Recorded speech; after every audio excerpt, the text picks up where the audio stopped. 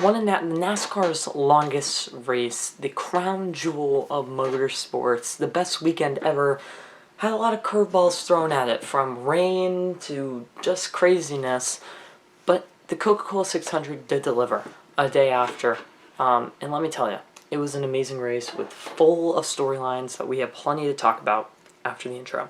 Wins gonna punch his ticket to the championship four. Got him this time. Oh, he turned it! No! Make room! Richard Petty and Dale Earnhardt. There's another 7-time champ. Third by Legato, maybe no! Kenza takes him out. Look, using lessons learned from his father to go from 6th to 1st and score the victory in the Pepsi 400. 20 years of trying, 20 years of frustration. 3 flags in the air.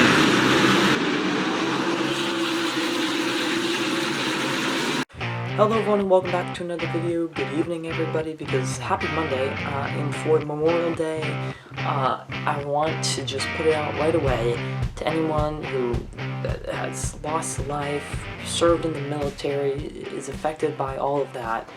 I want to thank you. I think everybody in the NASCAR community, in the sports world today, has that same sentiment. It is such an important weekend for our country, and so that is the first and foremost thing that I feel like I should get out of the way on my show. Next thing is talking about this weekend, which for the most part is about the racing, but more than anything, it's also about those 600 miles of remembrance, those laps of remembrance, and that is what another piece of this weekend is all about. And NASCAR tries to do a really great job with that, and for the most part they do a really amazing job with that, and for them I want to give them credit before we get into any of the stuff that happened this weekend. One of my favorite weekends is this weekend because NASCAR does an amazing job, and you have to give credit where credit is due, so NASCAR deserves that above anything. Next, let's start the show off by talking about Ryan Blaney. Ryan Blaney goes to victory lane for the first time since August of 2021. I believe it's 59 races since he has gone to victory lane. Yeah, it's been a little while since that 12 car has been to victory lane in motion filled in victory lane for Ryan Blaney. He ran an amazing race. He got himself where he needed to be, and all the congratulations goes out to him. He deserves it 125%. He put a lot of work into that.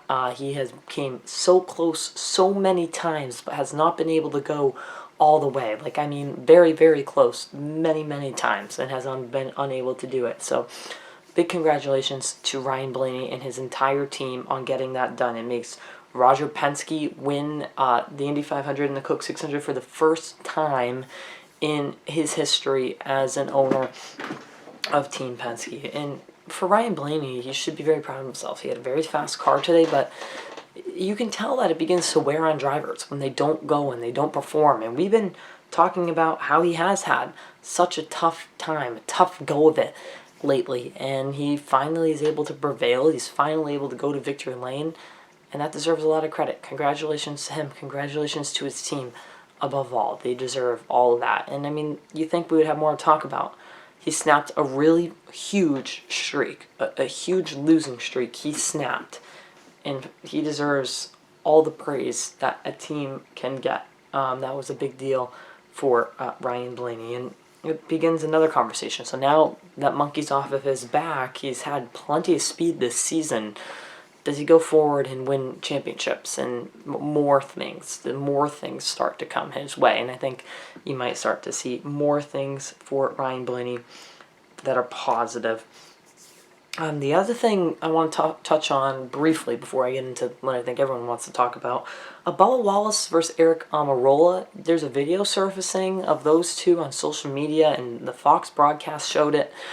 They were getting into an altercation where all of a sudden Almirola pushed Bubba Wallace. Right now, as I'm filming this video, I have no idea exactly what happened. We have no idea what went on. That's a big three. I'm watching the Celtics game right now while doing this video because big Boston fan right here. Great, let's go Celtics. But anyway, yeah, a huge incident there. And Eric Almirola seems like a kind of guy that doesn't get very adamant about much, and this happened on the rain delay. There was no TV cameras around. One person got the lucky social media shot, and was able to get that. Like I said, no TV cameras around, nothing like that. So it's an interesting thing, very interesting thing. I don't know what happened. I don't know what made him act that way. I don't think any of us do. So it's going to be something to watch for these next couple moments, these next couple days. Is why did that happen? Right now, as I'm talking to you, we don't know why, and I'm sure the reporters out there are going to dig into it and they're going to figure out exactly what happened, but I just thought that was worth mentioning. A very weird situation there. All right, now the Hamlin versus Elliott situation. Hamlin runs up high, gets into Chase Elliott, and then Chase Elliott hangs a right-hand turn, wrecks Hamlin. Obviously an incident which everyone's calling for Chase Elliott's suspension, and for once, I agree with every single one of you. Hamlin is correct. Chase Elliott needs to be suspended. This is a dangerous, reckless move on the racetrack. No different than what Bubba Wallace did to Kyle Larson last season. He got suspended a race. That 9 car should be parked.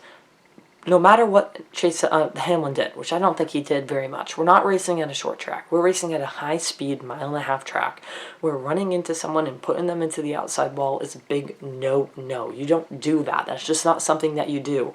It's dangerous. It's reckless. It could harm him. Look at that 11 car was completely turned. It was completely wrecked. It was a mess. As NASCAR needs to understand, they need to set a precedent here. And I'm afraid they're not going to do it. I'm very afraid that NASCAR is going to let Chase Elliott off the hook because it's their best driver. And if Chase Elliott misses another race, his championship hopes begin to diminish if he keeps missing races. But NASCAR needs to just put the pedal to the metal. They need to park him. They need to set a precedent, because if you don't, you look biased, you look bad. I'm going to be making a video if you don't put that penalty. It needs to be a suspension for the 9 car. That was there's no difference between what Bubba Wallace did to the 5 car and what Chase Elliott did to the 11 car.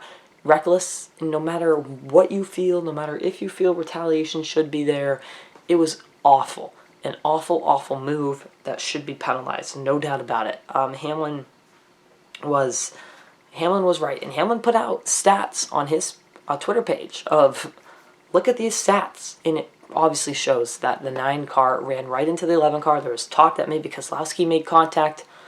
Not at all. There was no contact made by Brad Keselowski. If anything, there was, but it was after the fact that the 9 car decided to hang that right into the 11. You might not like Denny Hamlin, you might love Chase Elliott, but you guys have to understand that Chase Elliott should be parked for a race. That it's just a very unsafe move. You can't do that.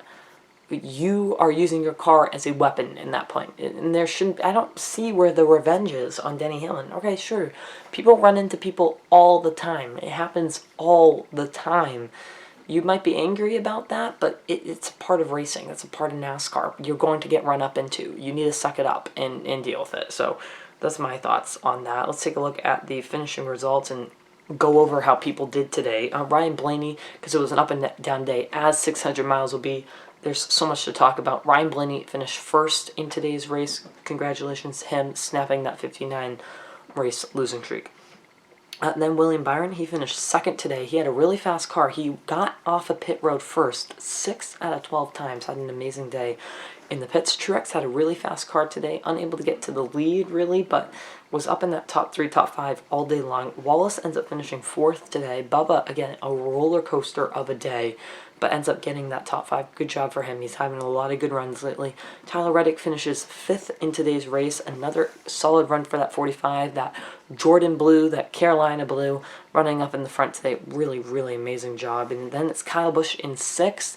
Kyle Busch at one point in this race was backwards down the front stretch. Ends up turning it around and getting a top 10. Looked like he could be in contention for the win, but he got in a little tussle up with Stenhouse in the end of that race. Stenhouse ends up finishing 7th today, and then it's Chris Buescher in 8th. A really solid run for that 17, led a couple laps in today's race. Austin Dillon rallied for a 9th place finish. Really good to see that 3 car running well. He always seems to do good at this. Zane Smith, yeah, you heard of him in a while? No, he finished 10th today. Amazing run for that driver, the 38. Kevin Harvick in 11th. Had a solid car for most of the race today. It's Alex Bowman who finished 12th. First race back after injury. Gets up there in the conversation. Ryan Preece did okay. Today, Agent Allmendinger spun towards the end of that race. Still rallies for 14th. And Justin Haley with a top 15. I want to talk about guys outside of that top 15. I want to talk about Brad Keselowski. He ran incredible all day. Got caught up in late race, wrecking cautions. But he got there, and he was in a really amazing spot at the end of that race. Same thing with Christopher Bell. Ran really well for the first half of the race. Second half of the race, not on par with the first half. Ty Gibbs, the rookie, first Coke 600, never run a race like this before. He ends up finishing 26th because he got caught up in a wreck. But again, had an amazing run going for him today. And then you got to talk about Kyle Larson, who absolutely had the race in his hands, I think. I think he was going to be really hard to beat. Checkers or Wreckers season for him again. Today was Wreckers, and the other one I want to talk about is Legacy Motorsports. All three of their cars were multiple laps down, did not finish, were all taken out basically in the first stage of this race. An awful season for them continues. So, with that, let's talk about the race. 600 miles. It's always a controversial topic when we come here because some people love the running 600 laps, 600 miles. It's very appealing to you. And it's appealing to me too. I hear a lot of people think, well, let's get rid of 600 laps. Why do we need it? Why do we need long races? And I'm all for short. Let's do it with all the other races, but this is a historic race in NASCAR. Keeping it 600 miles, it's different, and I think the crowd was into it. I mean, the crowd stayed, and they were very alive at the end of that race when Ryan Blaney went to victory lane. So I really feel like, I know this is a topic that comes up every single time, but I feel like the 600 laps is a worthy thing in NASCAR. I don't feel like it should go away. And I think this racing was, again, some of the best racing we've seen all season. This mile-and-a-half package is good. I would argue, let's get rid of the Roval. Let's go back to Charlotte Motor Speedway in the fall in the playoffs. While this racing is so good, it races very competitively. The top five, I don't think were further away than 4 seconds from each other more than once in this race. It was a very close race. So with that, we're going to hit the gas in today's race, and I'm going to give this race an A-. I really enjoyed this racing. I mean, it was long, and sometimes you need a break, but you can take a break. You can get off your couch and get a snack. You can breathe some fresh air in and get back down and watch this race. I mean, you don't have to stay glued to your seat for most of this action. So I enjoyed this race. It's going to be an A- for me. Tell me what you guys think down in the comment section down below. See you on the next one.